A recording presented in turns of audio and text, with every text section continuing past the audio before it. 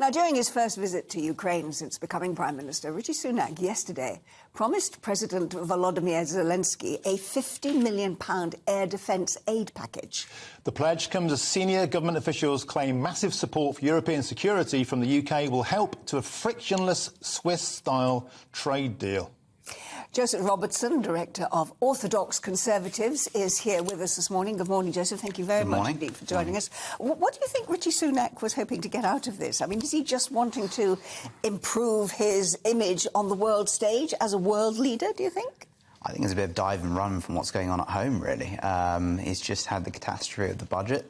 He's just announced... He's running away, then? Yeah, he's marching away from austerity as we march into austerity. That's the way I like to look at it. And, you know, apparently has 50 million free while we're struggling looking around for 50 billion at home. But do we know if that's going to be 50 million in cash or is it actually in goods and services and support? It may not be in actual money. Do we know that? Well, with a lot of what we've spent so far in Ukraine, which is over 2 billion, I think it's close to 2.5 now, we don't really know where a lot of it goes. And this has been one of the constant outcries from the public. We don't know if it's all cash or it's all weapons or it all gets used. We don't know if it goes to certain offshore accounts or whether it goes straight to the government and is used directly for the people. So a lot of it is very up in the air. That's an interesting kite to fly, that you think it might be going to officials rather than actually be going to the people and to help the Ukrainian situation at the moment. Do you have any proof to back that? Well, one thing that I was looking at is charity funding that goes out to the Ukraine, and of course the Red Cross have been doing a great amount of humanitarian work.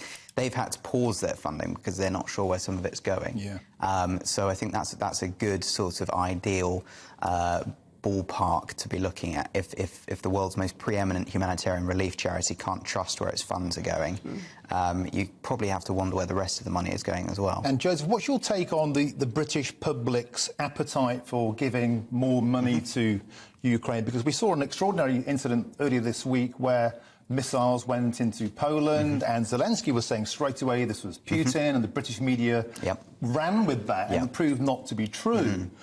People are starting to look at this guy and saying, is he entirely, can we take everything he says as true? Yeah, I think that's a big question now. You know, I was down the pub when that happened, saw it, you know, coming on the TV.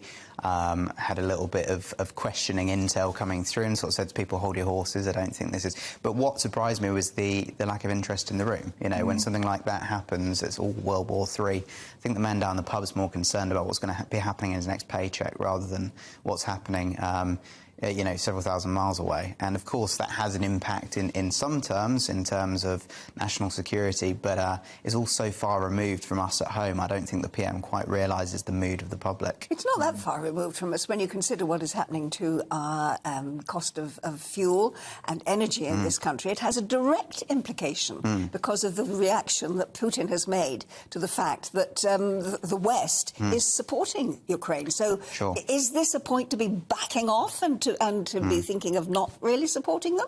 I think what you've got to consider is, you know, who's imposed those sanctions on the West. Putin didn't impose the sanctions, of course. We imposed the sanctions on ourselves, and we're now headed into an energy crisis as the result of our own actions.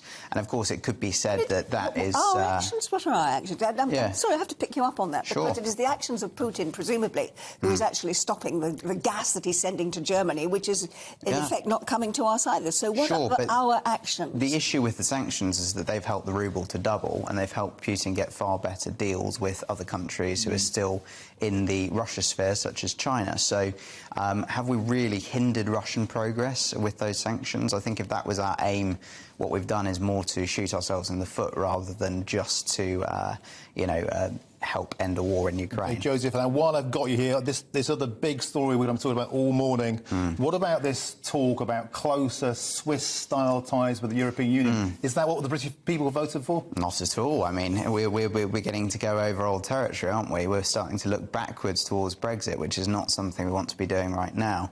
And I think any closer ties with the EU have to be one of a relation with the trading partner purely, and not as some kind of symbiotic relationship. We don't want that again. But isn't it trade that they're talking about? It is trade, but what we have to be careful with is the legislation that follows with that trade. We don't want to be writing in more EU law into our own law. We're trying to get rid of EU law. That's been our goal for several years now. So it's a great deal to be had. Of course, the EU is going to be a valuable trading partner, but we have to look at how we implement that. But lots of people out there, including Lord Frost and Nigel Farage, saying this is the real step back towards European integration. Nigel saying this should be the obliteration of the Conservative Party. Well, I don't think the Conservatives need much help with that. They seem to be doing a good job of it already.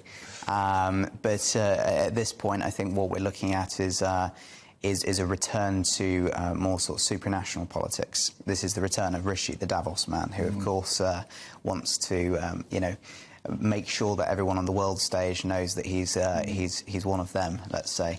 And I think this is a lot of virtue signalling within the first few weeks of his premiership.